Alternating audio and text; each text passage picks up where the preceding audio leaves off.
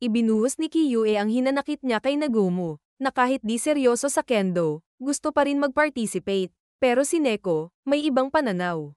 Para sa kanya, mahalaga kay Nagumo ang enjoyment at connection sa tao. Dagdag ni Neko, baka may ibang way lang si Nagumo kung paano ma-enjoy ang kendo. Habang nag-uusap si Nagumo at Asoto, may nangyaring kakaiba. Bumukas ang isang cabinet, bumagsak ang laman nito, at natabunan sila. Dito, naalala ni Nagumo ang tunay na dahilan ng kanilang pagkamatay. Sa isang dating argumento, pinilit ni Kiyue paalisin si Nagumo sa kendo dahil hindi raw ito seryoso.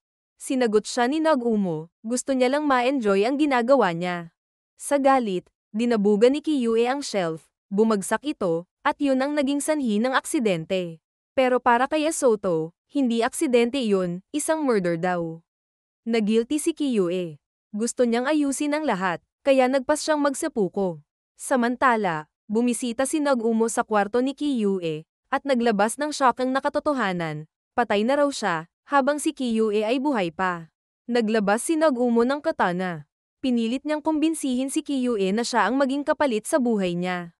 May isang patakaran daw sa hotel, pwedeng palitan ang buhay ng isang patay kung may kapalit mula sa mundo ng buhay.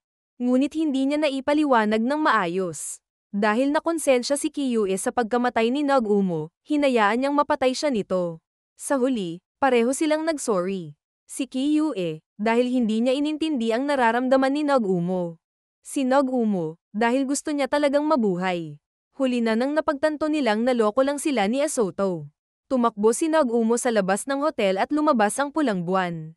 Isang tanda ng paghatol. Hinila si Nagumo pababa, patungong impyerno. Natuwa si Asoto, tila ba napatunayan niyang totoo ang konsepto ng impyerno.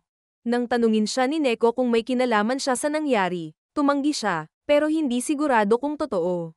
Kahit siya ang nagsabi kay Nagumo na pwede pang mabuhay ang isang tao basta may kapalit na buhay. Sa dulo, nakita natin ang kapalaran ng mga namamatay sa hotel.